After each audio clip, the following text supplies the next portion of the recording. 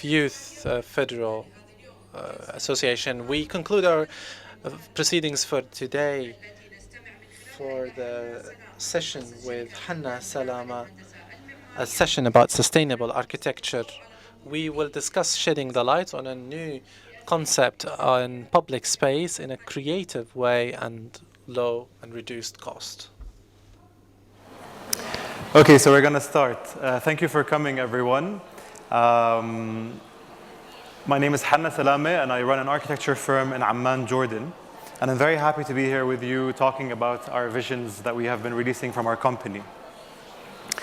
I want you to imagine being able to build parks, bridges, and public spaces for free.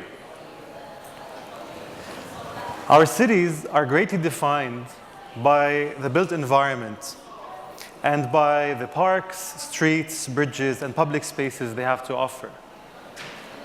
These great features often end up being a big burden on our cities in terms of building them and the cost of running them. So we thought, how can we look at this as architects? How can we change the game and find a way to start removing this burden from our governments and from our people who are, in the end, are paying the taxes? This building played a huge role in why I became a green architect today.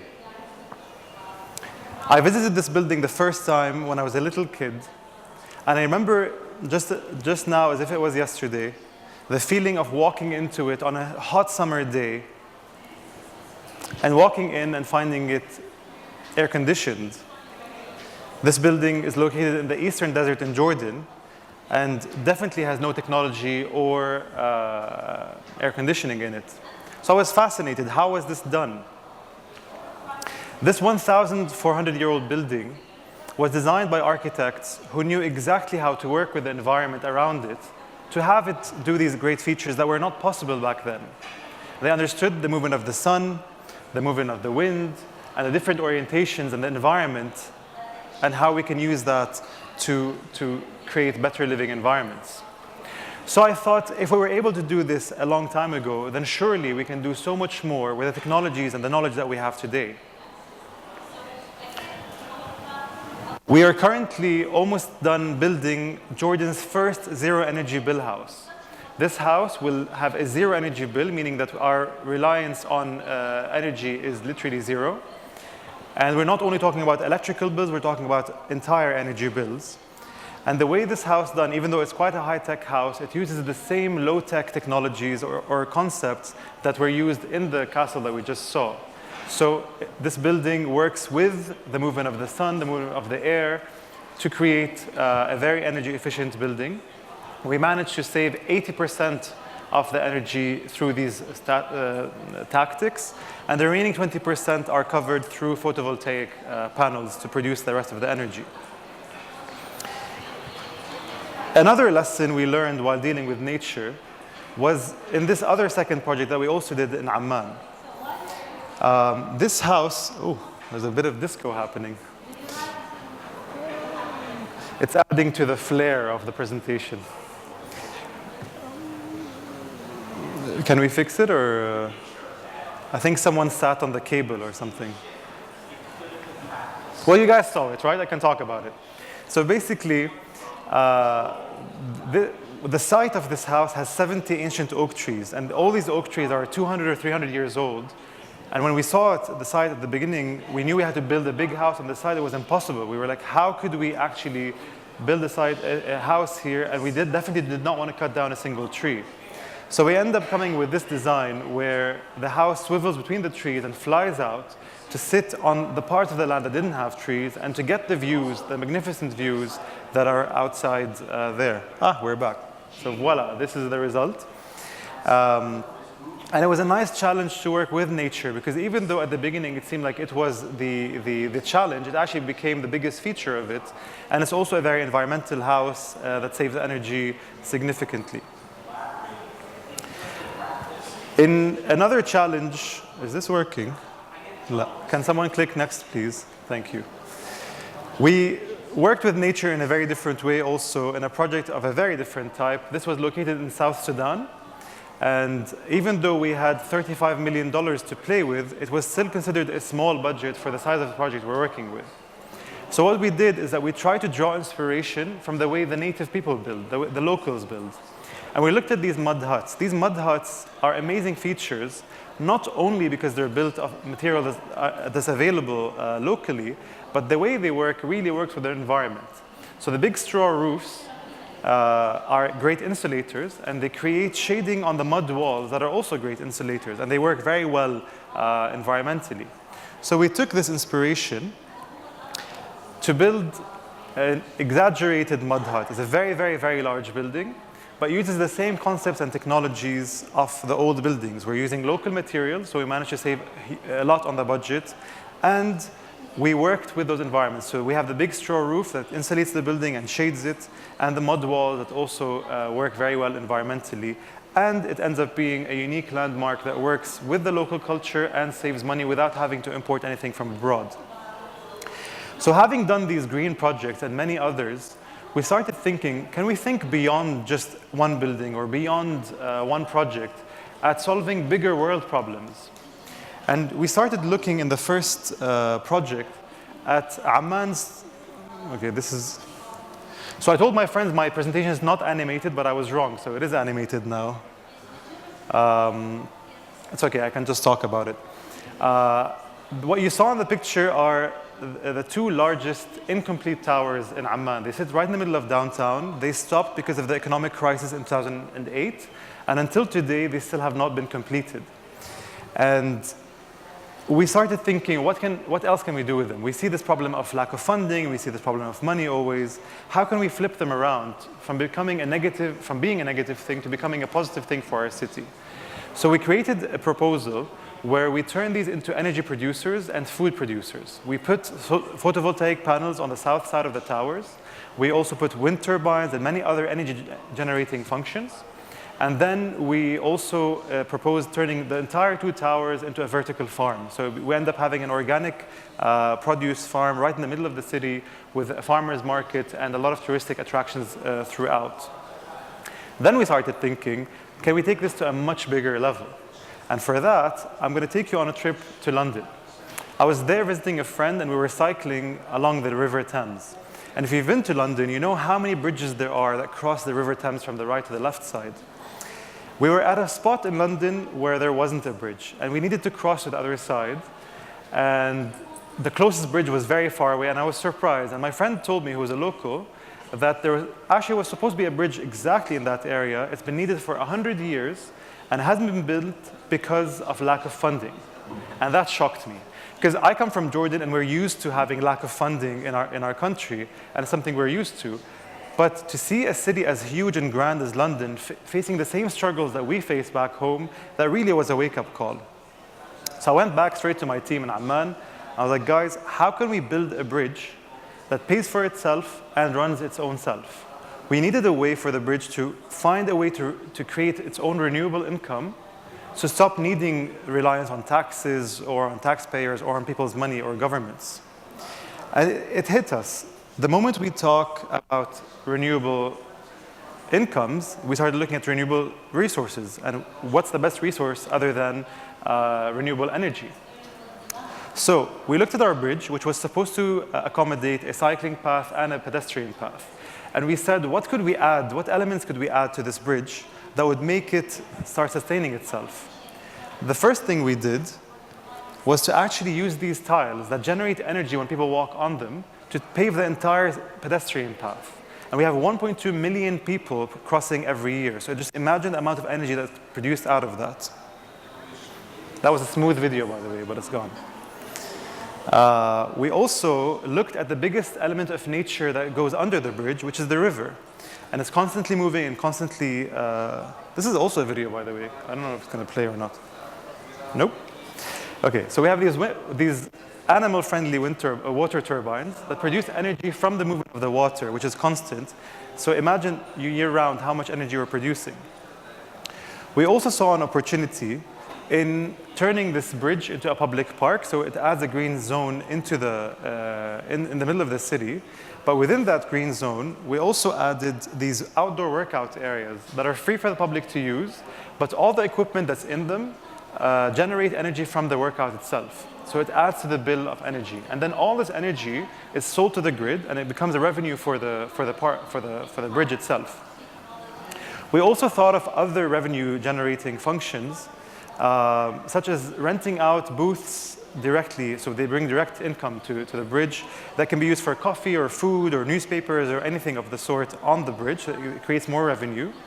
And because this bridge will be built in honor of Her Majesty Queen Elizabeth, we thought of turning it into an outdoor museum that pays tribute to her life, basically, and her achievements.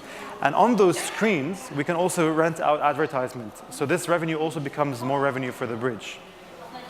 And therefore, we end up with this iconic landmark that not only adds a bridge functionally to London, but it pays for itself, and it could become a model of how we can build bridges in the future.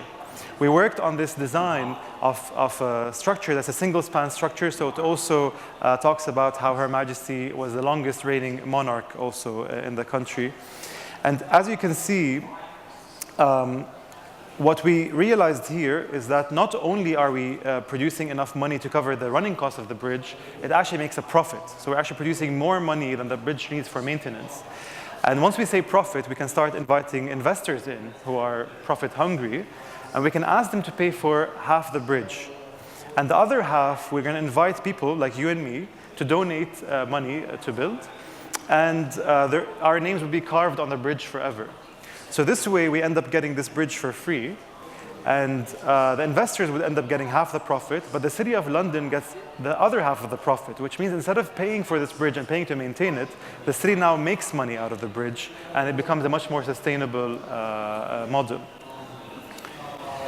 And as you can see, the bridge itself also becomes a much more fun environment. So instead of being a boring gray bridge that crosses London, it ends up being a public park, a museum, and an entertainment space throughout the city. Of course, also a very healthy entertainment space. And you saw this particular shape. This looks like a crown because it commemorates Her Majesty, and it's going to be called the Diamond Jubilee Crown Bridge. But as you can see, the ideas behind it can be used anywhere on any bridge in the world, and they don't have to look exactly like this, so we can change the shape of it in different parts. So now that we did this, we started thinking, what else can we do? And let's go back home, and let's think of what we can do for our own country. So we looked at Amman, and the biggest problem, or one of the very big problems that we have in Amman, is the lack of public parks.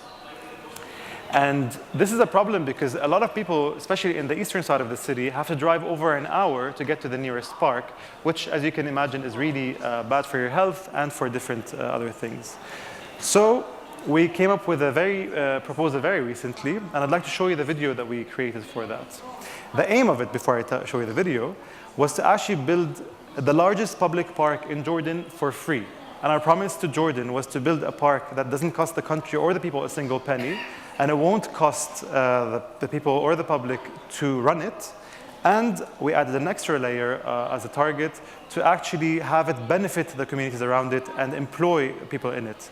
I'm going to leave you with the video now. نلعب على الشارع. الأولاد بيلعبوا بالشارع. في الشارع ما في مكان للعب غير الشارع. أقرب منتزه بدها حوالي ساعة إلا ربع.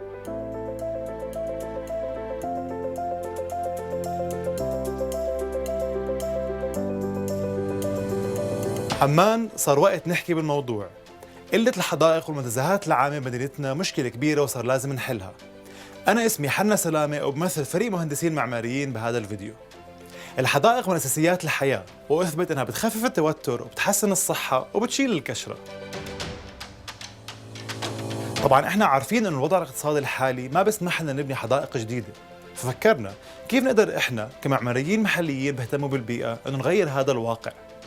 حطينا هدف نصمم حديقة بتمول حالها لحالها، نقدر نبنيها ونشغلها بدون ما نكلف الشعب أو الحكومة ولا قرش واحد. وزيادة على هيك بدنا إياها كمان تدعم المجتمعات المحلية المحيطة فيها. خلوني أفرجيكم كيف. أول وأكبر تحدي بواجهنا هو إنه نلاقي الأرض. بدنا تكون الحديقة بوسط المدينة لتكون قريبة من الناس، بس ما بدنا ندخل بقصص الاستملاكات. لفت انتباهنا المهندس المعماري عمار خماش للفرصة المميزة الموجودة في خط سكة حديد الحجاز لتنفيذ هذا المشروع.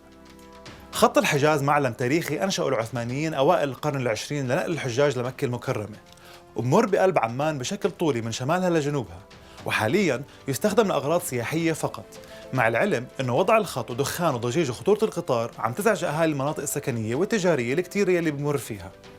الحلو بالموضوع أنه أرض السكة ملك وزارة الأوقاف، وهذا بيعني أنه ما في حاجة لاستملاكها من الناس، ولأنها وقف ما رح تصير برسم البيع أبداً. عشان هيك بنقترح نسوي شغلتين بهاي الأرض. أولاً نحولها لمنتزه عام، وثانياً نحيي فيها خط القطار بطريقة بتناسب مدينتنا. خلونا نبدأ. تشغل السكة أرض عرضها 30 متر وطولها بالمناطق المأهولة بعمان 26 كيلو، يعني مساحة إجمالية بتبلغ 780 دونم. عم نحكي عن تقريباً 3 أضعاف مساحة حدائق الحسين. أول إشي بدنا نعمله هو إنه نزرع شجر على طول الخط، وبما إنه الأردن ثاني أفقر دولة بالعالم بالموارد المائية، لازم نختار نباتات وأشجار ما بدها ري كتير مثل الصنوبر أو الخروب. ثاني إشي لاحظنا إنه عدد كبير من الناس بيستخدم السكة الحالية كممر مشاة آمن ليوصلوا لمدارسهم وأشغالهم. عشان هيك بنقترح إنشاء رصيف متواصل ليقدروا الناس يمشوا عليه.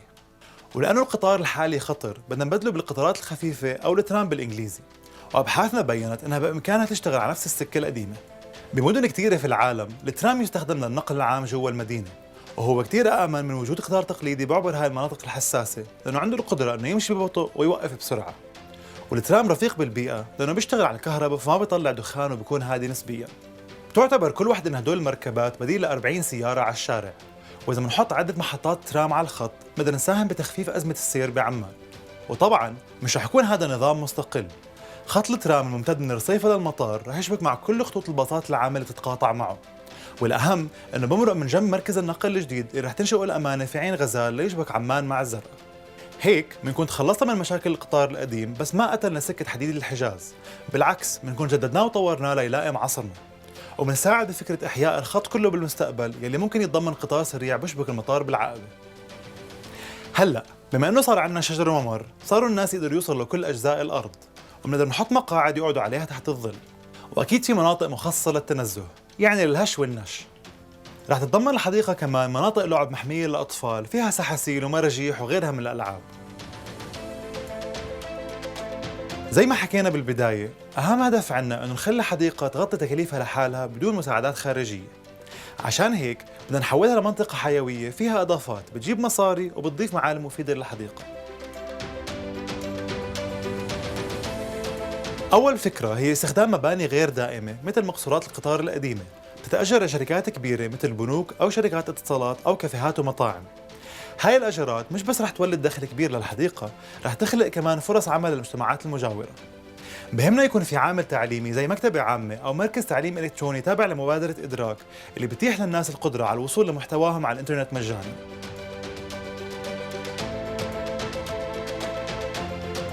كمان رح يكون في أكشاك صغيرة مخصصة ليقدروا أفراد المجتمعات المحلية يفتحوا فيها شغل خاص إلهم، مثل دكانة أو قهوة أو بيع مشغولات يدوية، بتجيب لهم دخل مباشر مقابل مبلغ تأجير رمزي بندفع للحديقة. بنفس الطريقة أجزاء معينة من الحديقة ممكن تتأجر كأراضي زراعية لأهالي المنطقة ليزرعوها، وبنخلق سوق خط الحجاز اللي ممكن يكون تقليد جديد لعرض وبيع منتجات المزارعين للزوار من الأحياء المجاورة أو من أي مكان بعمان. زي ما بتعرفوا كل حديقة بتحتاج لإنارة بالليل. بدل ما نستخدم أعمدة الإنارة التقليدية، صممنا عواميد متعددة الاستخدامات عليها وحدات الإنارة وسلات الزبالة وكاميرات المراقبة، والأهم من هاد بتحمل لوحات إعلانية منأجر نصها لتجيب عائد كبير للحديقة، والنص الثاني منحوله لمعرض خارجي لنستعرض تاريخ وإرث خط سكة الحجاز وتاريخ الأردن على طول الخط ليصير أكبر متحف بالمملكة. وبما إنه الأردن متمتع بأكثر من 300 يوم مشمس في السنة، حطينا على الجزء العلوي خلايا شمسية بتحول أشعة الشمس لطاقة كهربائية بتغطي استهلاك الكهرباء للحديقة كلها، وبتنتج فائض ضخم ممكن ينباع لشركة الكهرباء بيعود بدخل كبير للحديقة كمان.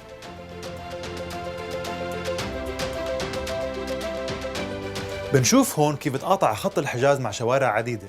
هاي التقاطعات هي مداخل الحديقة اللي بنقدر كمان نحط فيها مواقف باصات بتوصل الناس إما لزيارة الحديقة أو ليشبكوا مع خط الترام.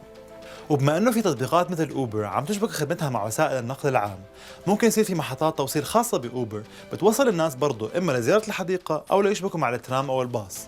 فبتكون هاي الخدمة ساهمت بتخفيف أزمة السير بعمان وبتخفف احتياجاتنا لعدد المواقف اللازمة بالحديقة. ومع هيك رح نأمن مواقف للسيارات بأجرة رمزية اللي برضه بتزيد دخل المشروع. طبعا هاي الحديقة بتقدر تتحمل إضافات كتيرة مثل ملاعب كرة قدم وسلة ليلعبوا فيها أهالي المناطق، وبقدر كمان يكون فيها مناطق مخصصة لأجهزة رياضية خارجية متاحة للناس مجانا اللي بتولد طاقة عن طريق استخدامها. وممكن شي يوم يصير عندنا ماراثون خط الحجاز وغيرها من الفعاليات. وأكيد مهم وجود أماكن مخصصة لنشاطات ثقافية مثل الموسيقى أو الفنون الشعبية. هاي الحديقة بتستوعب إقامة المهرجانات والاحتفالات مثل عيد الاستقلال والمناسبات الوطنية وشهر رمضان المبارك والأعياد، وهيك بتصير الحديقة معلم سياحي أساسي في عمان لأهل المدينة والزوار. هلأ بما أنه ميتنا بالأردن قليلة وبما أنه بيوت الناس قريبة، نقترح وصل مغاسل المطابخ بمواسير تنباع المي المستخدمة للحديقة، بنسقي فيها الشجر الكبير اللي بتحمل المي بالصابون، هيك بطلعوا الجيران شوية مصاري وبنخفف هدر المي. طبعا من أهم الأشياء هي كمية فرص العمل رح توفرها الحديقة. بتقديرنا عم نخلق حوالي 2000 وظيفة تندرج تحت المحلات اللي رح تفتح فيه، بالإضافة لموظفين الإدارة والأمن والتنظيف والصيانة والزراعة. لنضمن استدامة المشروع نقترح تعيين لجنة مخصصة للحديقة، إما بتعينها الحكومة أو منظمة غير ربحية محلية اللي بتدير شؤون المشروع موظفينه. كل الأفكار اللي سبق وحكيناها بتفرجي كيف نقدر نولد دخل كافي لنغطي الكلفة التشغيلية للحديقة. خلونا هلأ نحكي كيف نقدر نغطي كلفة إنشاء المشروع من أساسه بعناصره الكتيرة. أولاً، أكثر التحديات المكلفة هي الأرض، وبحالتنا إذا تعاوننا مع وزارة الأوقاف نختصر كلفة الأرض كاملة. ثانياً، قطار الترام مكلف جداً، بس بما إنه السكة موجودة أصلاً بنختصر جزء كبير من كلفته. ومثل ما عملنا بالمطار بنقدر نخصخص الترام وبنخلص من كلفته كلها. رح يتم تمويل الخلايا الشمسية عن طريق شركات خاصة تستفيد من الكهرباء المولدة لتغطي فواتيرها. راحت. إذا تعاوننا مع وزارة الزراعة بنقدر نأمن 5000 شجرة اللي رح نزرعهم على طول الخط بكلفة مخفضة جدا. وعلى سيرة التعاون بنقدر إحنا كمجتمع نزرع الشجر بإيدينا. أنا وزملائي بالمكتب رح نكون من أول متطوعين، وهيك بنكون بنينا انتمائنا للحديقة وخففنا كلفة الزراعة. لنغطي باقي الكلفة رح ندعو المؤسسات المحلية لتدعم مقاطع مختلفة من الحديقة كجزء من مسؤوليتهم الاجتماعية، وبالمقابل بتسمى هذا المقطع باسمهم وبتلونوا الأعمدة بألوانهم. وهيك تنزل كلفة الحديقة للصفر، يعني لا رح نكلف الحكومة ولا الشعب ولا قرش واحد. والخبر الحلو انه تواصلنا مع اكبر البنوك وشركات الاتصالات والمنظمات غير حكومية وابدوا حماسهم ليدعموا هاي الحديقة. يعني احنا ممكن نمول هذا المشروع رأسا، وهذا بيعني انه الحديقة ممكن تتنفذ على مراحل وتضل تكبر تدريجيا كل ما زاد الدعم. هذا الحل رح يتيح ل 200 ألف شخص انهم يزوروا الحديقة بأقل من ربع ساعة مشي، و1,200,000 ألف شخص بوصلوا لها بالسيارة بأقل من ربع ساعة. مزبوط، عم نحكي عن ثلث سكان عمان. وهينا حليناها، حديقة عامة بتمول حالها لحالها وبصير شريان أخضر بعبر المدينة وبأثر بحياة كتير من الناس. تصميمنا هاد هو بداية الفكرة. إذا أخذنا موافقة المباشرة بدنا نجري ورشات عمل مع أهالي المناطق المجاورة لنسمع منهم شو مشاكلهم وأولوياتهم ويشاركونا بأفكارهم ليكون تصميم من الشعب للشعب. زي ما شايفين بالتعاون بنحقق أشياء كتيرة. خلونا نتعاون ونفكر بطريقة مختلفة لنحل مشاكلنا. خلونا نتعاون ونزيد على تاريخنا معلم نفتخر فيه هلأ وبالمستقبل. خلونا نتعاون ونخلق رؤية جديدة لعمان بتصير رمز للنجاح والتطور على مستوى العالم. سمعونا رأيكم وصوتوا باللينك الموجود تحت، وشاركونا الحوار على الويب سايت وفيسبوك وإنستغرام باستخدام الهاشتاغ حديقة خط الحجاز أو حجاز ريلوي بارك، وشكرا.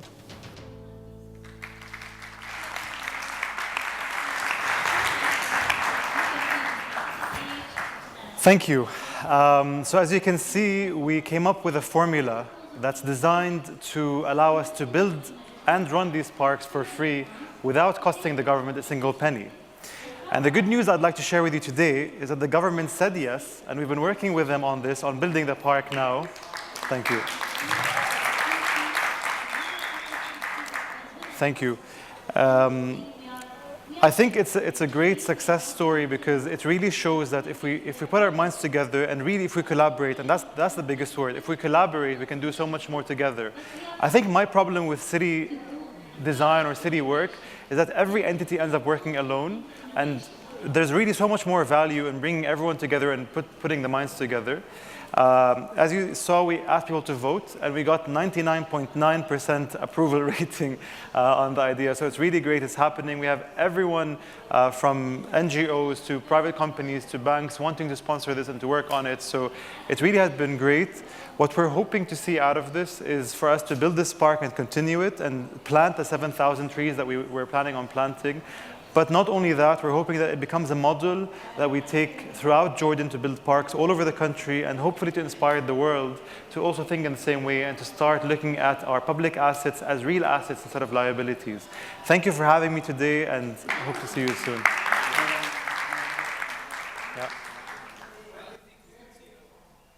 So the question is, when do you think we can see this park? We're working with the government on creating a timeline for it. We don't know yet because the timeline is still being developed, but I'm personally trying to push it, to delay it actually for one reason. As we promised in the video, we want to create workshops where we invite the local communities, and there are many, many, many communities that the line crosses through. We want to invite them to hold workshops in rooms just like this, to have them suggest ideas, tell us what their problems are, let's listen to them, have them really vote on what they want and what they don't want. So I'm really trying to push to actually extend this period and I really give it its time to make sure that this park doesn't end up being a one-time thing that then dies away. We really want it to be sustainable, and I think that's a big part of sustainability. Challenges? We expected many more challenges. Like, for example, the biggest cost in this park was the tram. It's really the largest cost, and we thought that we were dreaming, and this is going to be the biggest thing and the hardest thing to fund. It was actually the first thing that got funded. We have 3 international companies now working on bidding for it and trying to get the build, operate, and transfer bid. So that's out of the way. And honestly, it's been so smooth sailing. It's kind of a dream come true. So it's really great. I hope so too.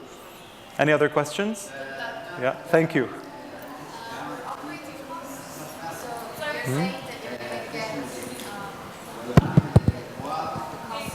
Yeah. Yeah. But is it sustainable? I mean, do enough people have the disposable income they need to be spending money at these places? Sure. So the question was whether it's sustainable and if the operating cost is actually coverable by all the ideas we're talking about, correct? Basically, yes, we have done a preliminary study of the costs versus what do you call it, money generating functions. And first of all, we're relying heavily on big corporations who are opening branches anyway in the area. So local banks, telecom companies and different entities to rent out the space. And that's where they're opening anyway in the areas. And they're very excited to do that. So that also covers the aspect of employment. So we will open 2,000 jobs within that. Number 2, there are so many people in the area who need they can't find jobs and they want to open their own businesses. Bringing traffic to this line means that they can open their own small businesses in the small booths that you saw in the video in there. What we're trying to do, or what we have planned to do, are all businesses that the local community already goes to. So we're not building the new downtown or the new expensive area. We're working with the government. This was a very big topic we had discussed together on making sure this is really for the neighboring communities. So all the cafes, all the businesses that are going to open there are not luxury shops. They're not expensive stores. They're really for the local communities. We're talking about farmers markets. We're talking about Friday markets, Ramadan events, most of which will be free actually. And that's something we're working towards. A lot of areas like this in Amman would have an entry fee or something of the sort. We've eliminated that and worked on it. So yes, we've calculated that the money generating functions actually cover the 2,000 jobs that we're creating and more actually, hopefully, with the energy and all these different things. Any other questions? All right, so thank you very much. And thanks.